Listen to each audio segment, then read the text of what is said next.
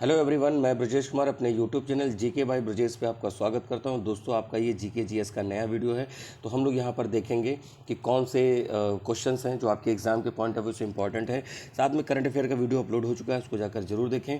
और दोस्तों, लास्ट के 6 मंथ का मैं करंट अफेयर यहाँ पर बहुत जल्दी आपको 5-6 पार्ट में दूंगा, जिसमें से डेली 50 क्वेश्चन होंगे।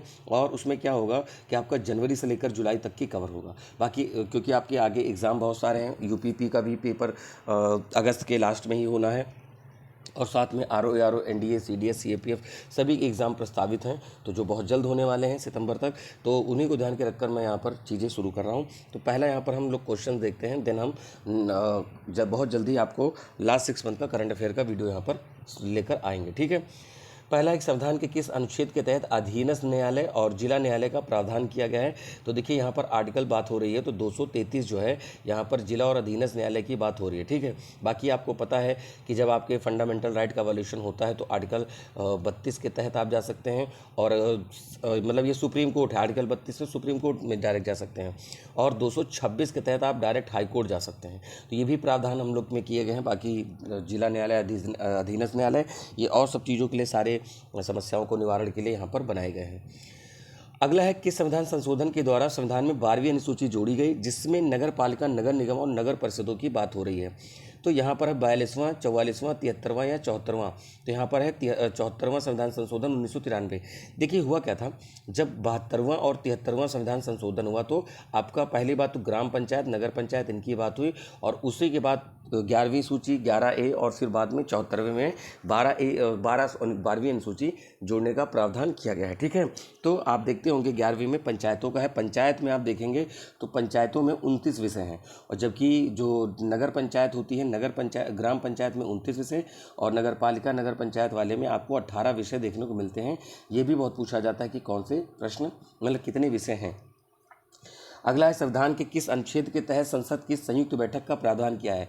देखिए, आप जब कोई साधारण विधेयक होता है, ठीक है, साधारण विधेयक में अगर कोई डिस्प्यूट हुआ है, दोनों, मतलब जैसे क्या हुआ कि उसमें दोनों सदनों से मान लीजिए पास होने में कोई समस्या आ रही, तो आर्टिकल 108 के तहत यहाँ संविधान की संयुक्त बैठक का प्रावधान है, और साथ में इसको लोकसभा का स्पीकर ही करता है, लोकसभा का स्पीकर ही करता है।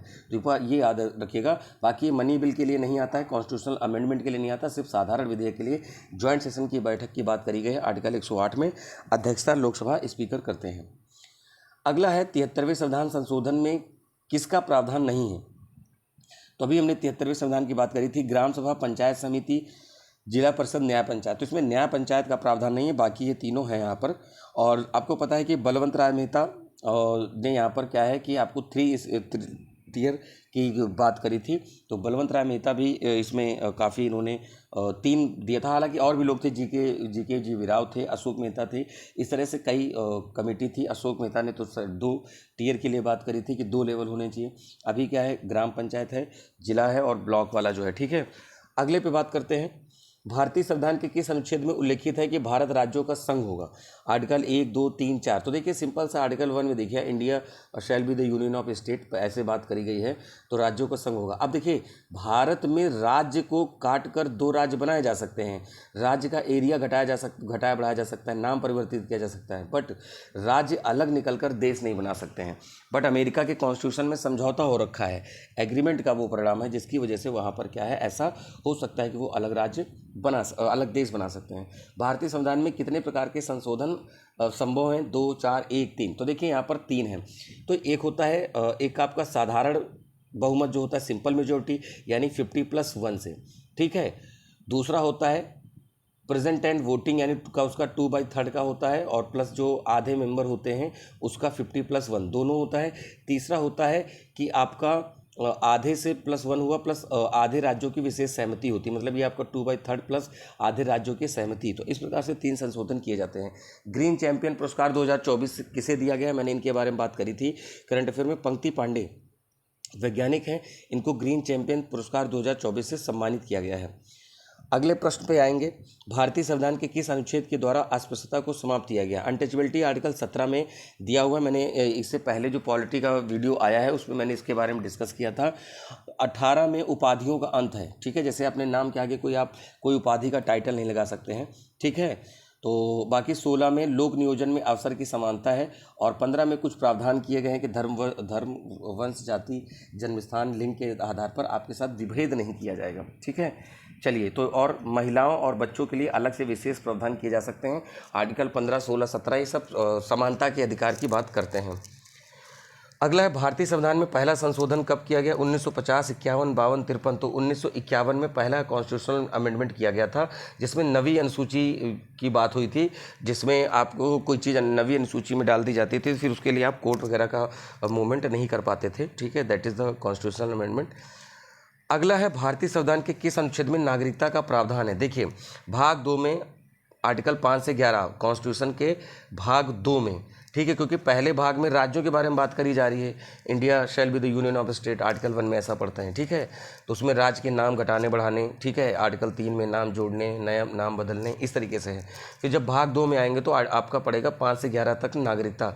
भाग 3 में फंडामेंटल राइट है। भाग 4 में आपका DPSP है। भाग 4A में, सॉरी ये 4 नहीं, ऐसे 4 बनाना चाह रहे थे, तो 4A में आपका मिलेगा फंडामेंटल ड्यूटीज़ मिलेगी। फिर जब 5 में जाते हैं तब आपको मिलेगा सेंटर, ठीक है, या पार्लियामेंट वगैरह के बारे में जिसमें पढ़ते हैं। और पार्ट 6 में आपको स्टेट के बारे में देखने को मिलता है।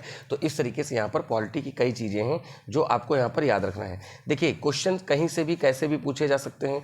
तो और मैंने जो शॉर्ट्स वीडियो डाले हैं उसमें मैंने सारे पार्ट्स का जिक्र किया है और आप उसको ज़रूर वहाँ से देखें, क्योंकि अगर आप लगातार देख रहे हैं तो मैंने पहले ही बताया कि आपकी कोई चीज़ में छूटेगी नहीं। तो बस थोड़ा सा प्रयास करिए कि लगातार बने रहिए और मेरा पूरा कोशिश रहेगा कि आपको सारी चीज़ें वहाँ पर मैं कवर करा दूँ।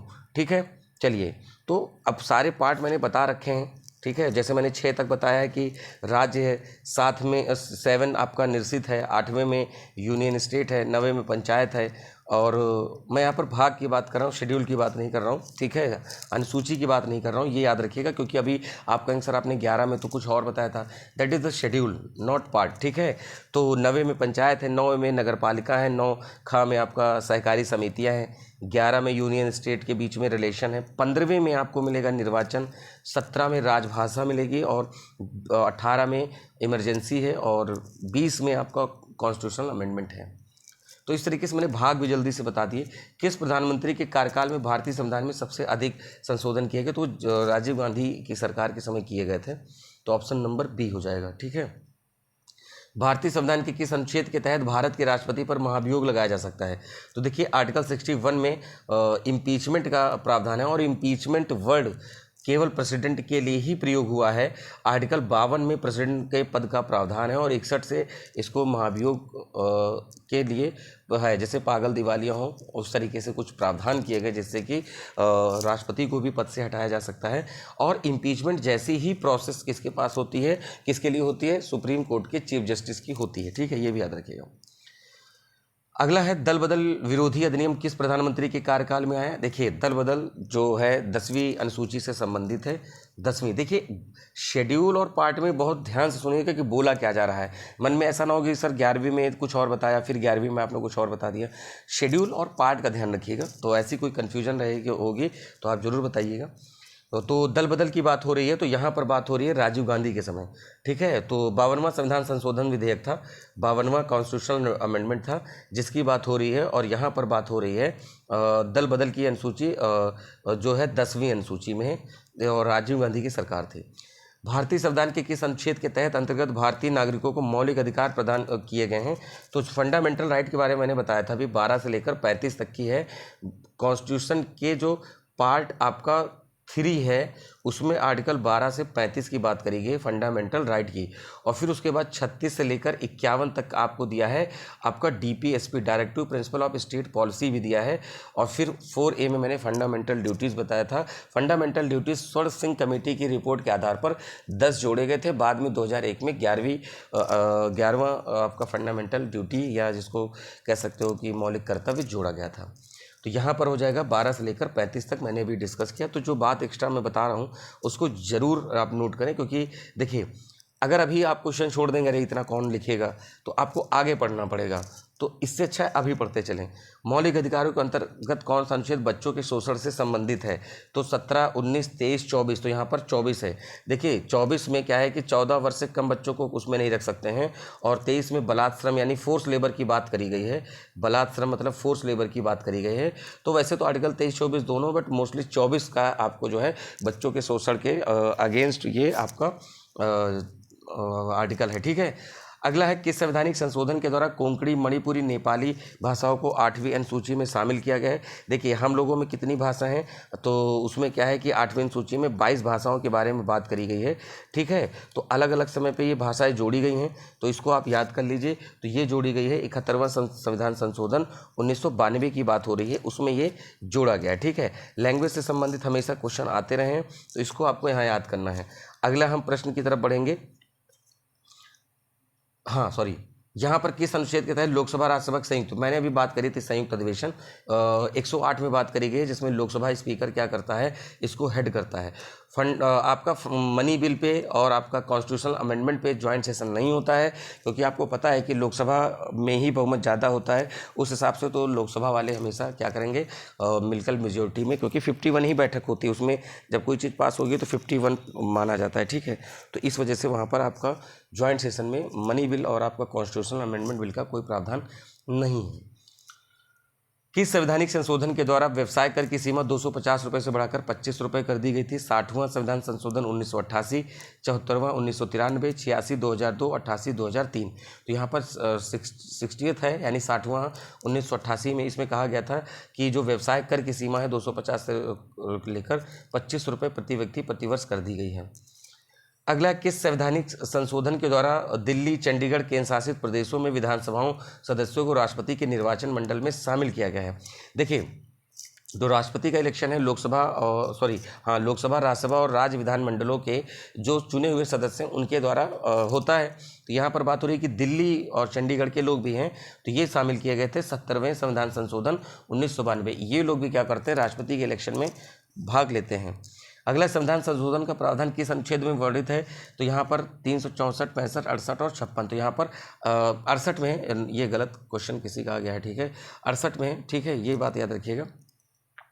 अगली बात करते हैं, मृणालिनी साराभाई किस शास्त्रीय नृत्य की शैली की हैं? कथक, भरतनाट्यम, ओडिसी और कुचिपुड़ी। देखिए बार बार जिक्र आता है कि 8 क्लासिकल डांस को याद रखिए। फोक डांस की मैंने लिस्ट ग्रुप पे डाल रखी थी, टेलीग्राम ग्रुप पे, तो वहाँ से भी आप जुड़ के उसको लिख सकते हैं एक साथ। तो ये हैं आपका, ये जो मृणालिनी साराभाई हैं आपको मिलेंगी भरतनाट्यम से। ठीक है, ऑप्शन नंबर बी। ठीक है, तो यहाँ पर 368 पिछले का मैंने आंसर बताया था, वो आप यहाँ से देख लीजिएगा। पद्म सुब्रह्मण्यम किस शास्त्रीय नृत्य शैली से संबंधित है? पद्मा सुब्रह्मण्यम, भरतनाट्यम, कुचिपुड़ी, कथक, ओडिसी। तो यहाँ पर ओडिसी से संबंधित है। ओडिसी आपका उड़ीसा का जो आपका क्लासिकल डांस है उड़ीसा का। ठीक है, कुचिपुड़ी आपका आंध्र प्रदेश का, तो यहाँ बता दें। भरतनाट्यम आपका मिलेगा तमिलनाडु का मिलेगा, कुचिपुड़ी आंध्र प्रदेश का, कथक यूपी का, उड़ीसा का, मणिपुरी का मणिपुर का, सत्रिया है असम का, नाम लेने में कन्फ्यूजन हो गया। अगला है, लीला सैमसन किस शास्त्रीय नृत्य से संबंधित है? भरतनाट्यम, कथकली, कुचिपुड़ी, ओडिसी। तो यहाँ पर भरतनाट्यम तमिलनाडु का है, मोहिनीअट्टम केरल का है, ये याद रखिएगा, कन्फ्यूजन हो जाती है। भरतनाट्यम तमिलनाडु का क्लासिकल डांस है। अगला यहाँ पर सोनल मानसिंह, बहुत फेमस पर्सनालिटी हैं सोनल मानसिंह, ये किस नृत्य से संबंधित हैं? भरतनाट्यम, ओडिसी, ए बी दोनों। तो यहाँ पर भरतनाट्यम से हैं, बट मैं कहूँगा यहाँ पर दोनों से ही हैं, आप ए और बी दोनों कर लीजिएगा। भरतनाट्यम और ओडिसी दोनों से ही सोनल मानसिंह का काफ़ी नाम है। ठीक है, ये यहाँ पर याद रखिएगा। अगला है कथक नृत्य शैली से संबंधित, क्योंकि देखिए ये बहुत पूछा जाता है कि कौन किस क्षेत्र से संबंधित है, इनके बारे में बताएं।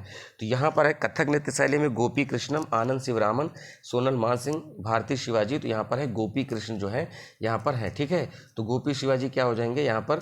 कथक। और कथक कहाँ का है भाई क्लासिकल डांस? कथक आपका उत्तर प्रदेश का है। ठीक है, यूपी का है, मैंने बताया अभी। ठीक है, यूपी से बिरजू महाराज, लक्ष्मू महाराज, ये लोग भी संबंधित रहे हैं। ठीक है, कथक से संबंधित। क्लियर? तो दोस्तों आपके ये डेली के जो 25 जीके जीएस के क्वेश्चन आते हैं, जो आपके एसएससी, सीजीएल, सीएचएसएल, रेलवे और उत्तर प्रदेश पुलिस, पीसीएस, सभी जगह पे काम आएंगे। क्यों? क्योंकि क्वेश्चन के साथ मैं उसको एक्सप्लेन करने की कोशिश करता हूँ और चीज़ों को यहाँ पर ऐसे दिया जाए जिससे कि आपको और भी क्वेश्चन सारे कवर हो जाएं, क्योंकि जब पढ़ ही रहे हैं तो 2-3 चीज़ें और भी बताई जाएं, इससे आपका प्रॉपर नोट्स तैयार हो जाए। मेरा छोटा वीडियो इसीलिए होता है जिससे कम समय में आप ज़्यादा चीज़ें पढ़ सकें। बहुत ज़्यादा लेंदी वीडियो का 2 घंटे 1 घंटे करने का कोई बहुत विशेष महत्व नहीं, क्योंकि आप पढ़ेंगे आप अपनी क्षमता के अनुसार कि हाँ जल्दी से देखें और चीज़ें सीख जाएँ। ठीक है दोस्तों, तो मिलेंगे अपने नए वीडियो में, और चैनल को सब्सक्राइब करें, दोस्तों में ज़्यादा से ज़्यादा शेयर करें, और टेलीग्राम ग्रुप और इंस्टा से जुड़े जिसमें तमाम तरह की इन्फॉर्मेशन आपको मिलती रहेगी। तब तक के लिए नमस्कार, थैंक यू।